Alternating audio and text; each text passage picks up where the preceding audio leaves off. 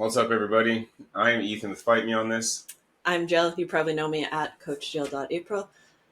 Welcome to the podcast. This is Shifting the Lens. Welcome. Yeah, holy shit, first episode. We are excited. This is also the first time we've decided to do something together and put it out into the world outside of our life. We get a lot of questions about it, and so there's a fucking podcast about it. Here we be. A place to answer all the questions, and also just a place for us to have conversations with people. You, in fact. We've put out for the last couple of weeks question boxes on our social medias, and you did not disappoint. For not having a podcast yet. And for not knowing a ton. Really not knowing a bunch about us yet outside of who we are as individuals. For those of you that did ask, are you watering my plant? No, I'm just stirring my coffee away from the mic. Oh, okay. But that's ASMR. Someone's going to do that closer.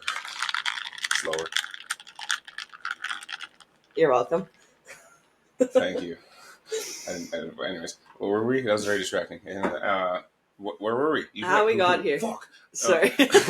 Welcome to the podcast, basically. This is ADHD 101. You're going to notice there's neurodivergent, spicy-minded people over here. A lot of it.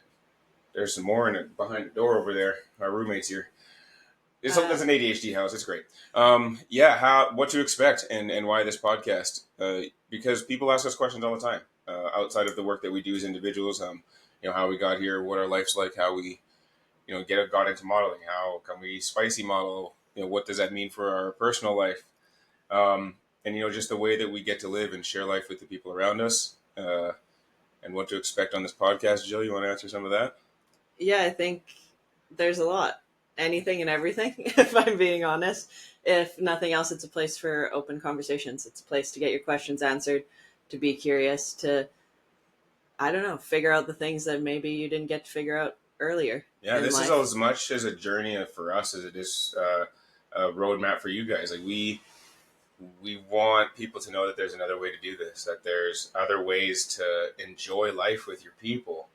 Than to suffer through and be miserable the whole time just because you don't fit in a box or you're made to think there's only one box or like we want open conversation and open dialogue about the way that you do life, that we do life, that we continue to evolve doing life. Yeah, and even on the health and fitness side of things, I think that's a lot of what we get to do in this life is because of the way we take care of ourselves in the health and fitness and obviously the jobs we do. So it all plays a role, and it's figuring out how to put all your pieces together.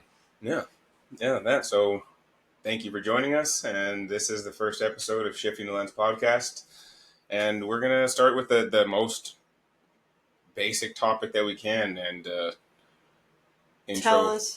Tell us about you. Elevator pitch. Elevators are uncomfortable. Well, tackling fears. Ready? Go! My name is Ethan Nicholas. I am a personal trainer by trade, but as most of you know, that's not all I do. I am a mental health super advocate by trade. I speak. I wrote a book. Technically, that makes me an author. It doesn't technically. You are an author. Okay. Whatever. Shift your lens. I'm an author, public speaker, advocate, activist, model, trainer. I'll keep going. There's more. Golfer. Dad. Loud dude. Annoying. Hot. Yep. That. Too. Whatever. Yeah, too. Sorry. And I show people it's possible. I lost 100 pounds because I needed to. Not because I needed to lose weight. I needed to learn to love me. I've done a lot in the last 3 years, let alone the years before that, to navigate life here. I'm a childhood abuse survivor, a substantial abuse survivor, trauma and surviving is pretty much all I know. And here I be with a life that I've built and crafted for myself, and opened it for everybody else to enjoy, hopefully. Mm-hmm.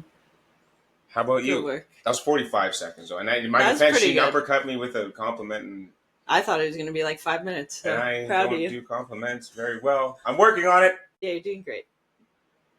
My name's Jill. I go by Coach Jill April on everything, I think. What do? I'm a holistic nutrition practitioner, technically is my title. I do holistic health coaching and fat loss coaching. So you're gonna blink. How many people are gonna see that and be like, "Are they glitching? They're not. They can't. She's talking. They're not. What is he okay?" That was fun. No. Yeah, I'm a holistic nutrition practitioner and a fat loss coach. I help women figure out their shit, for lack of a better way to put it. That is the best way to put it. Why do you always say lack of a better? That's the crazy. She helps women figure their shit out, like all of it. Yeah. Even their shit, like because gut health, literally, like fucking. Yeah. Yeah. Other than that, I hang out on social media a lot. Influencer, technically, that's a cool way of saying I'm an influencer, because influencer is not like a thing anymore. Like it is, but it's like it's kind of like content creator, whatever you want to call it. Sometimes people content guru. That sounds cool. Sometimes people pay me to post on social media. It's kind of fun. Lots of sometimes it's weird. So yeah, that's a piece of my life. I own a dog. She'll probably make an appearance at some point in her life. And yeah, other than that, I do this podcast. I host another podcast, and I work for myself full time. So that's me. I think I got it all. Yeah. She supports me, which is like a full-time job. It's not. She'll. That's my favorite job, though. So,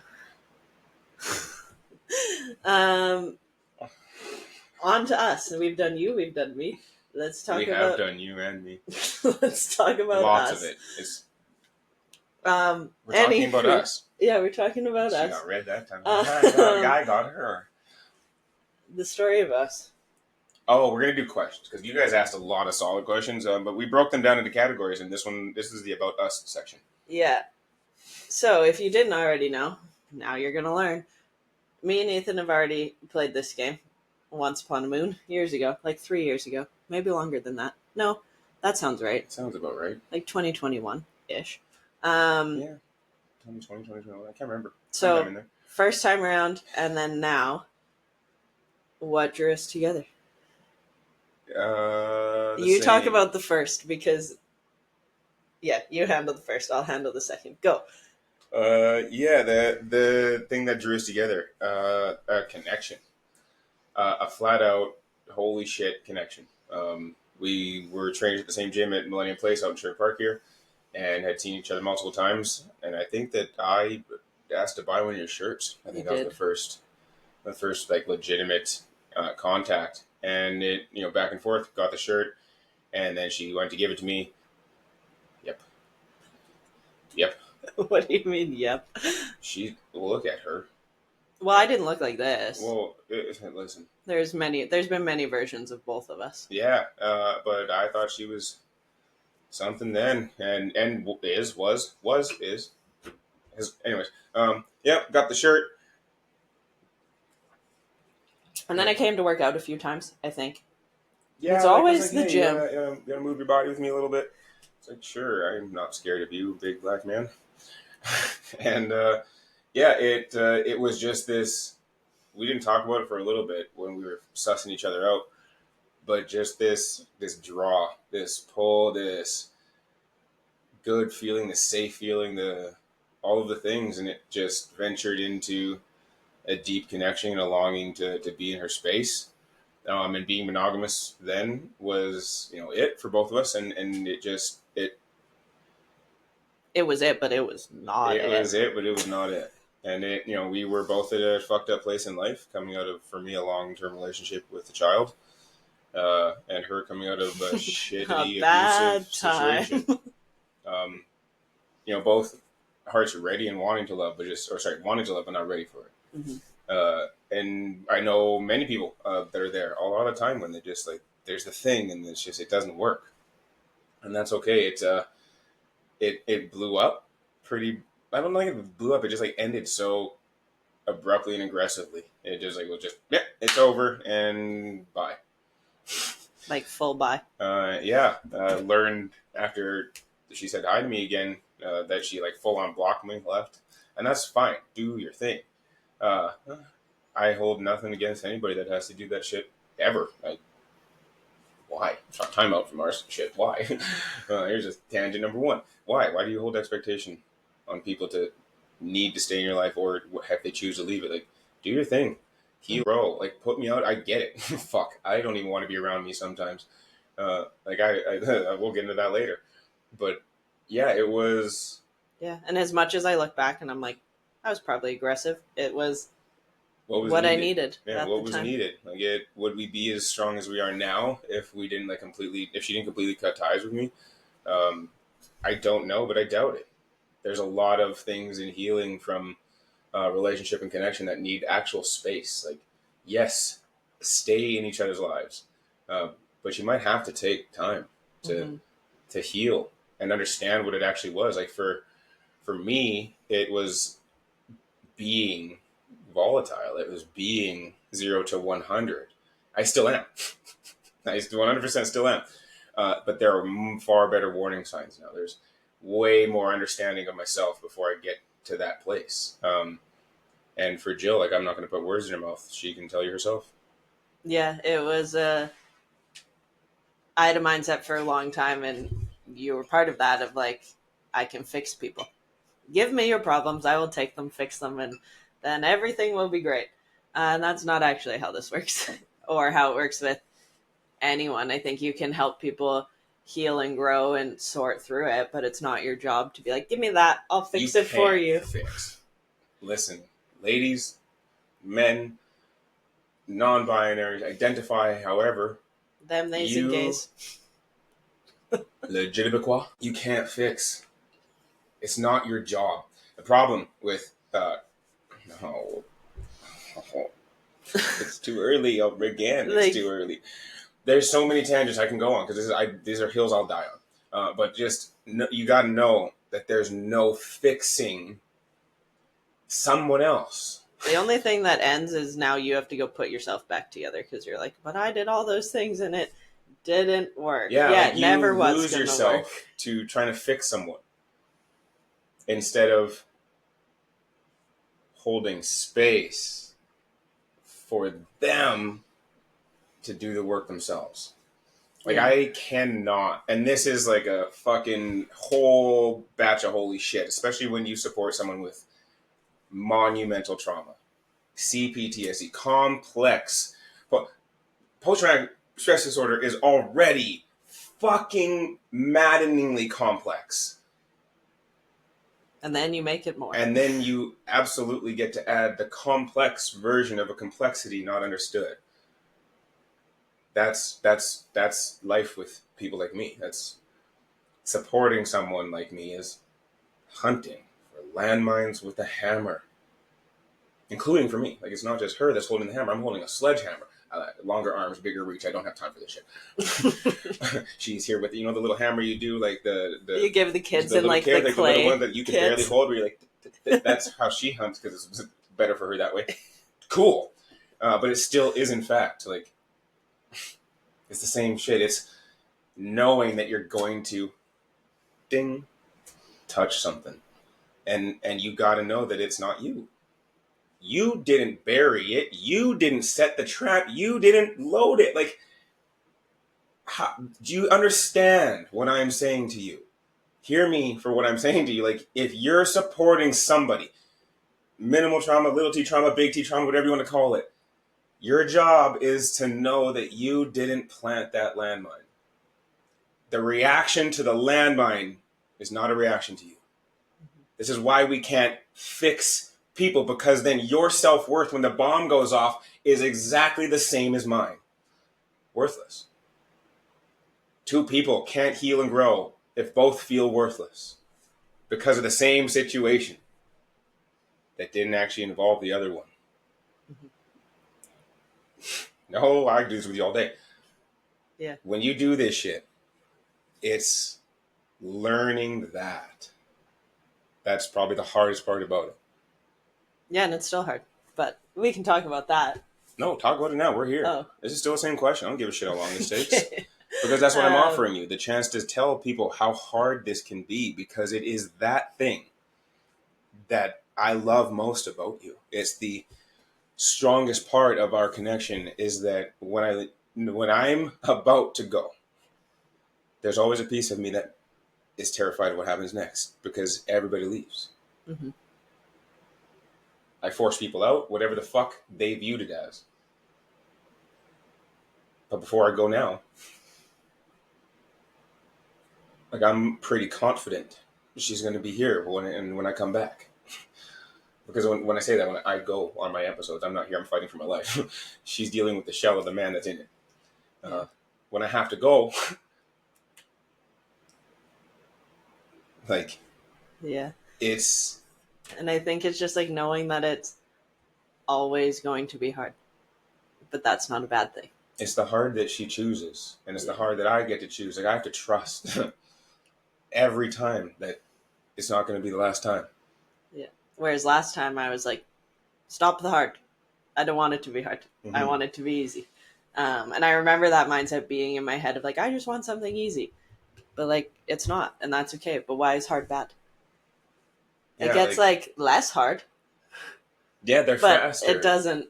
It's less scary when it happens for both parties. Like, she has to stand in front of me a lot of the time when I'm cycling through the holy shit, the complex of the complexities of whose voice am I listening to, who's actually talking, am I in trouble? I can't tell. I don't know. You're worthless. You're great. You're not. You're this. You're that.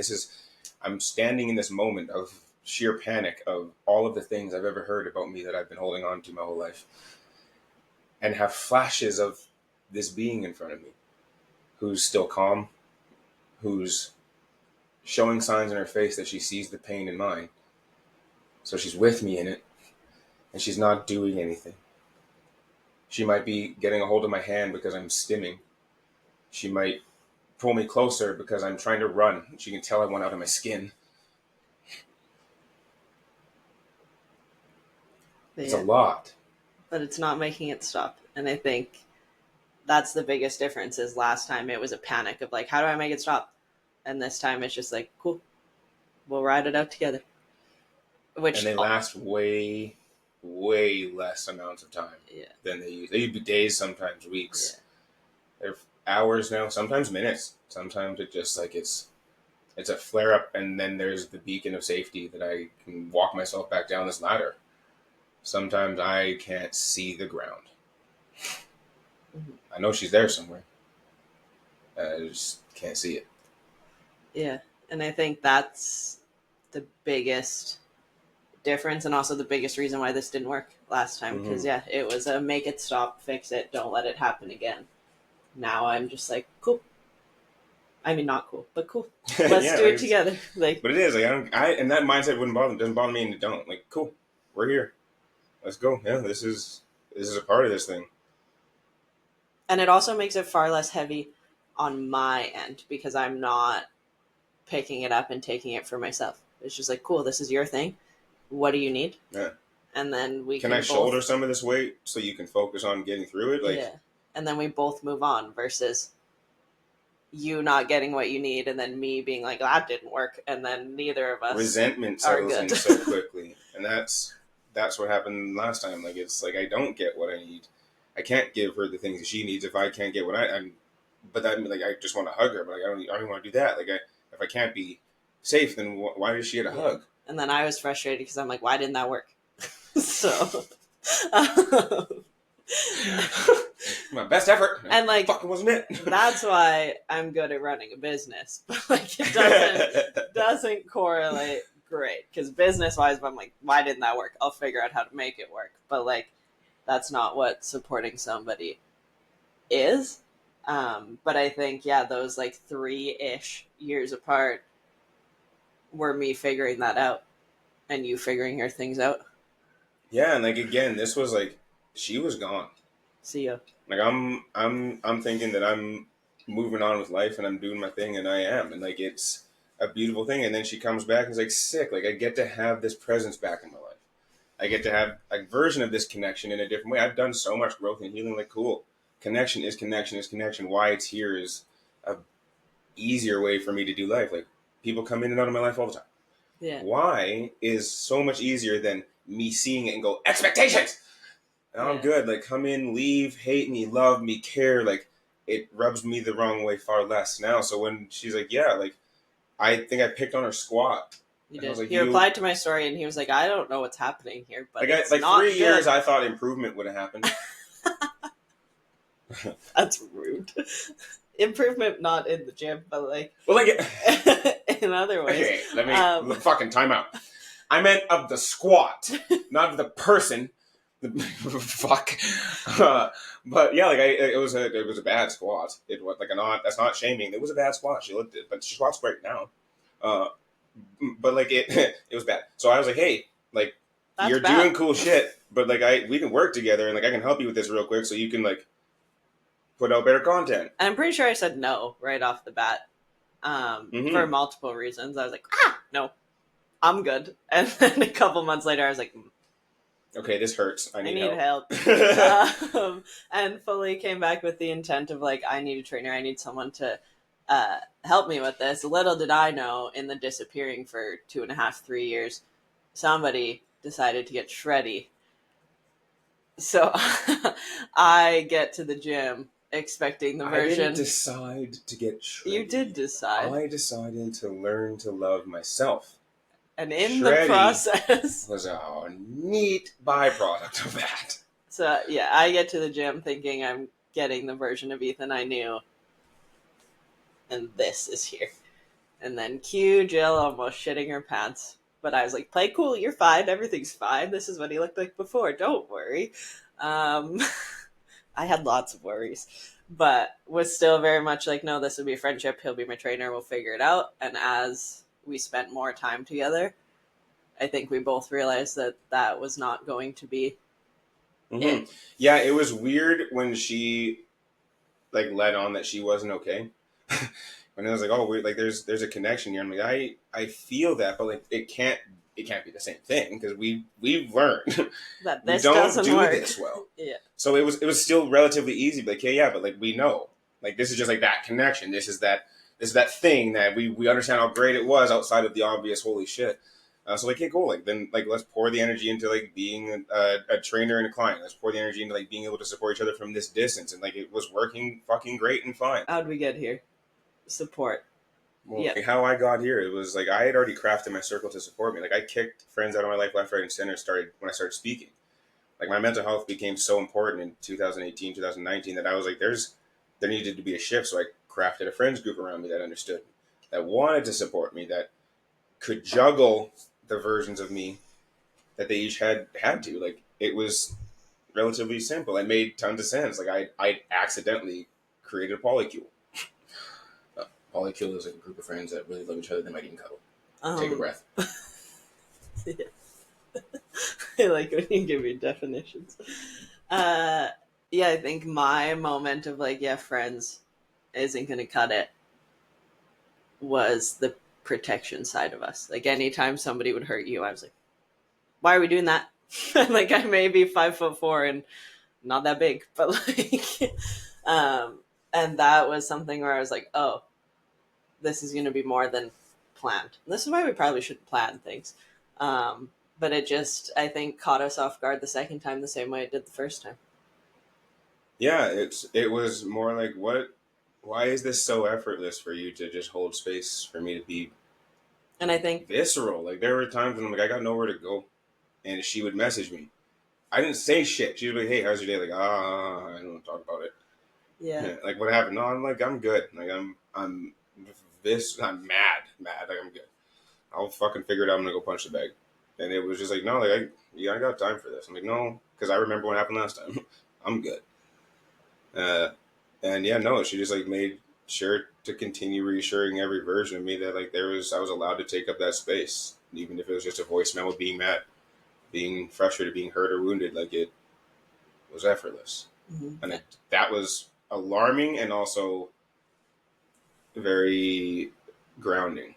Yeah, and I think that's where a lot of my frustrations came from, was like it wasn't hard this time around. So when people made it seem hard, I was like, guys, it's not that hard to do the thing. And I get that everyone's different, and I fully understand that in order to do this life and support anyone with their things, you have to make sure you have the space yourself to do it. But I also fully understand that that's a me thing, not a him thing. If I don't have the space to do it, why am I here? And that's fine. Leave. Go figure it out. Guys. But stop girls, trying. Theys. gaze. Yeah, but like stop trying to figure it out in the moment. Like if you clock like, oh, I don't have the space for this. Go. Period. I don't have the space to support you. Sick. Thank you for fucking telling me. Keep your shit over there. Can we talk tomorrow and see, make sure each other are okay? You survive, I survive. We're gonna go each other's. Like, whoa, way better. Know that But about you. But don't fake it. Yeah, don't fake it, and it's gonna be really hard to find the space in the moment. You're in it, because all of a sudden you realize you're actually tapped. You're way too all deep. the way full, and you are barely touching bottom. And that's a shit place to be when you're supposed to be supporting someone whose head's already under the water. Yeah. And that's the shittiest piece of every relationship, friendship, colleagueship, whatever the fuck you want to call it, in supporting somebody else, is when you come to fix it, you're going to fuck it up.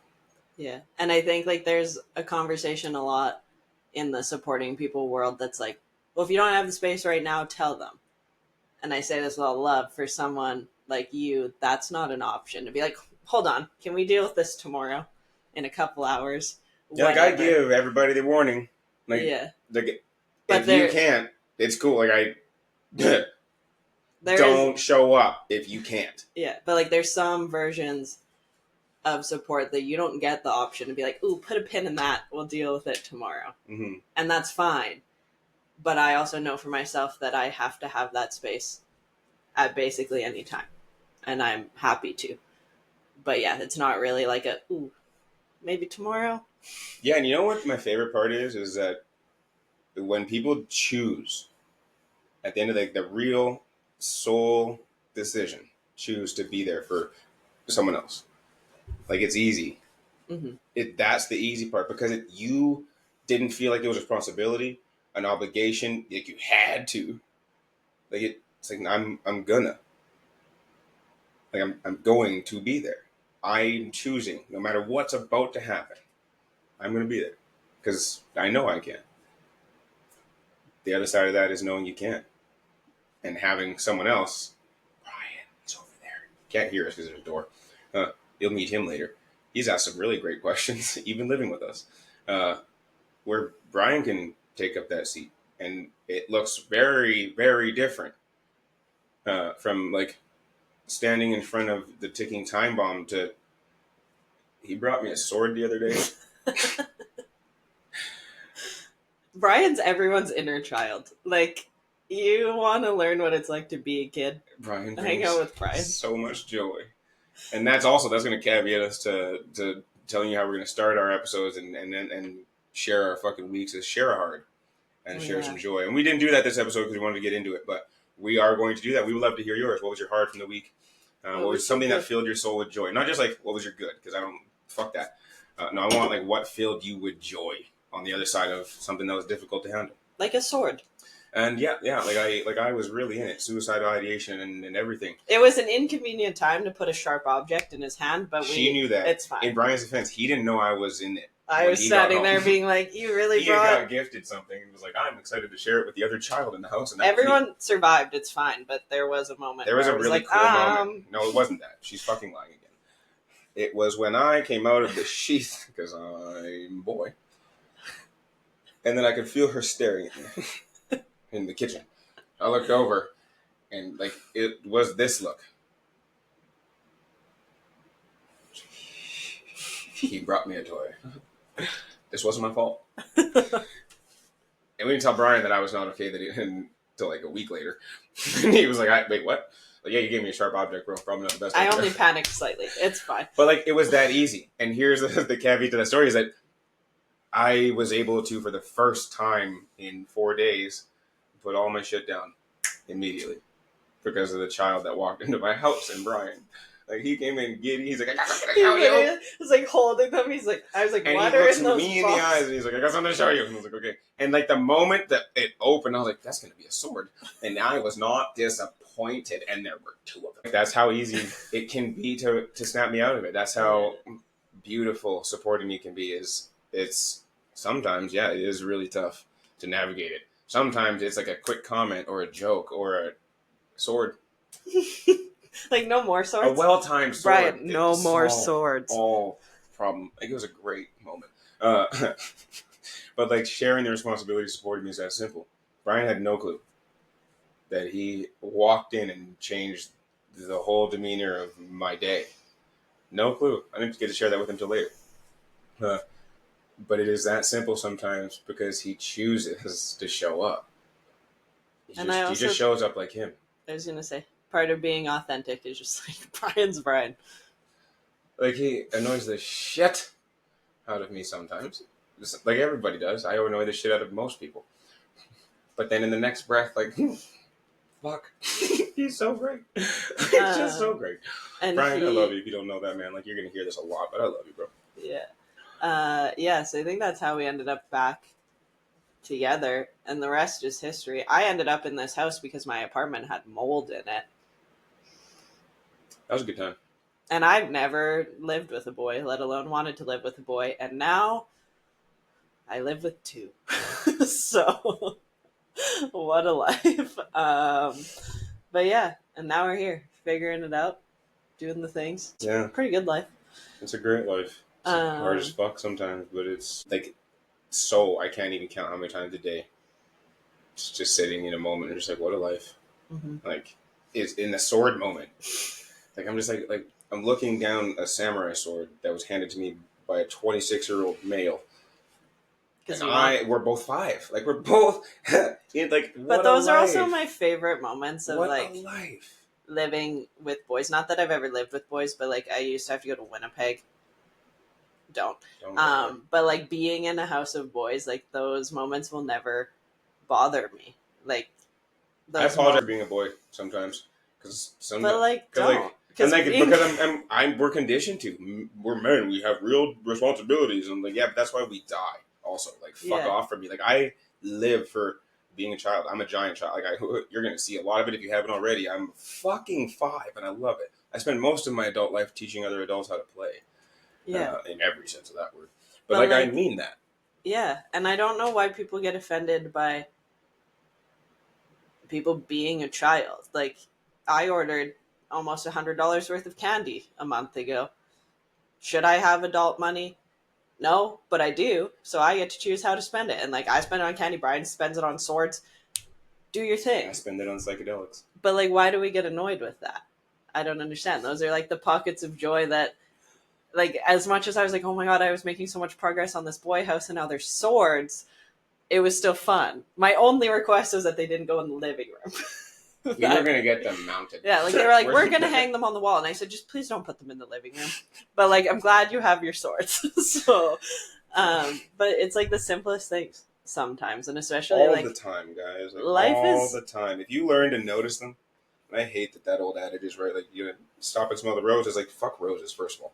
But like, enjoy the little things. It's why I celebrate people breaking weight off the floor, even though they missed the lift. You didn't break the floor yesterday. You didn't get 400 pounds off the ground, and it got 4.5 inches off there. Are you fucking kidding me? In 2 days, you picked up 400 pounds. You want to lock it out to complete the lift. That's the goal. But you pick that shit up. Mm-hmm. When you start to learn to actually take those in, the little celebratory moments, like, you realize that it doesn't take a ton to fucking bring a smile to that face. Yeah, and that's why I think how we got here, why we're going to share our heart and our joys in the podcast, just to remind you to do the same. I ask my clients every week, what's one thing that brought you joy outside of health and fitness? Like, it can be literally anything. So as we answer the questions, we encourage you to do it too. But speaking of Brian, he asked us a good question to end off this episode. He said, each of you does something for the other one that can't be replaced. What is it? Oh, that list left on me real quick. Another episode. You're going to have to answer. I'm stuck. No, now you're stuck. No, I have had mine in my brain. I think it's just having my back. Like, I don't know if I've ever had somebody in my life that just, like, has my back. no matter what. No ifs, ands, or buts, no questions asked. It's very much a conversation of like, hey, this is a thing I want to do. And you're like, cool, how are we going to do it? Versus like, why? Why would you want to do that? That insert opinion I didn't ask for here was my whole life. So having somebody that's just like, cool, let's do it. What do you need? Is something I've never had in my life. And I think that's neat. It could be literally anything. And it's always just like, cool, how are we going to make that happen?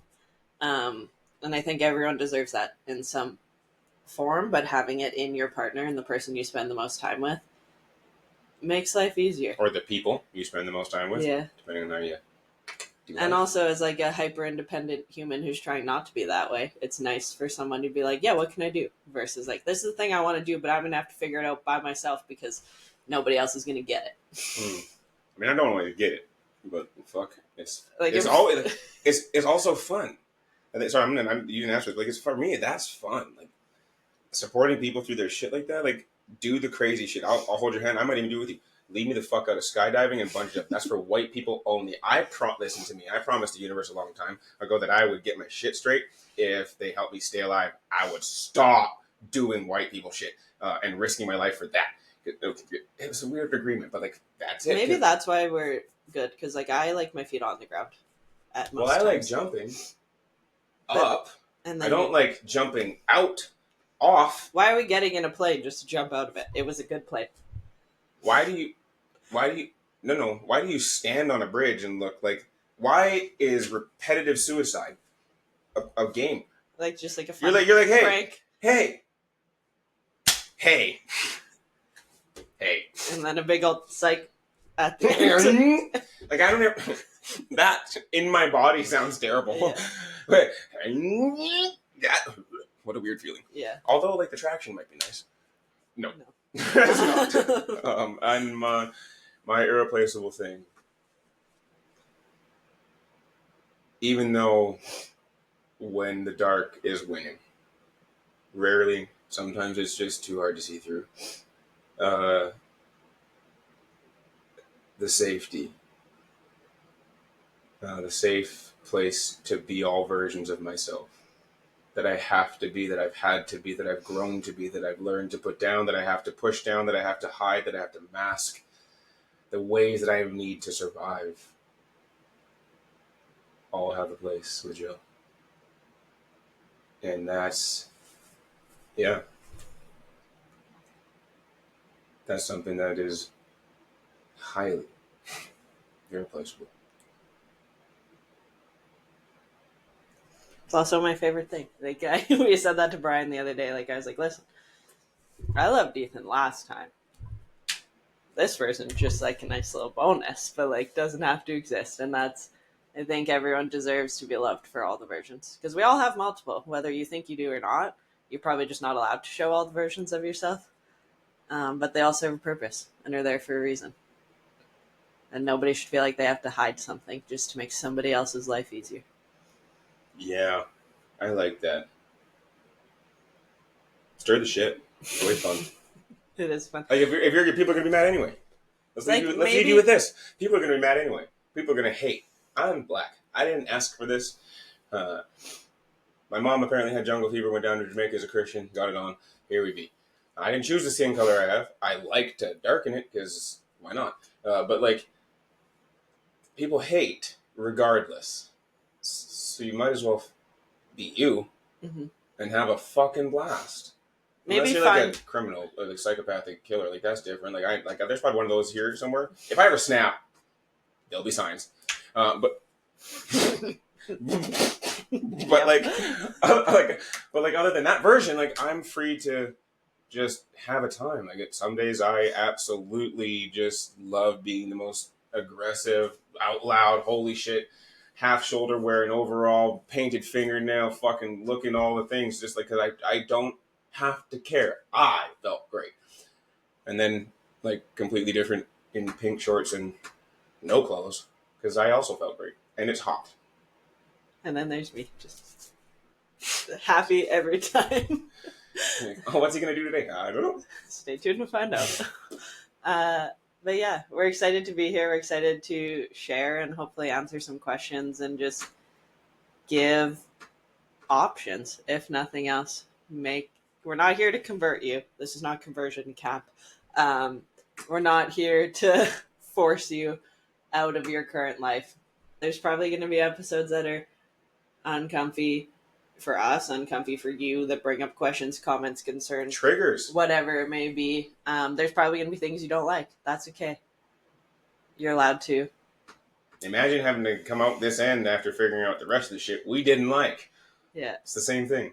It's sifting, it's sorting, it's taking pieces that work for you and making your life work for you, not you being miserable working for it, which is, we don't have time for that. But yeah, we will do our best to give trigger warnings and disclaimers and all the things. As you're going to just safely assume you need a trigger warning on everything. Listen, this is my life. My life has been trauma. Everything about this lens that I have looks through a lens of trauma. So I'm going to talk about how I navigate life, how we navigate life, Yeah. With one, the 72 font, capital T, trauma. Probably that's not big enough. I don't know. You can't get it on page, capital T, trauma. There's going to be a big sign. And then other people have their shit still. And you're going to hear real life shit. Yeah. Real lived experience.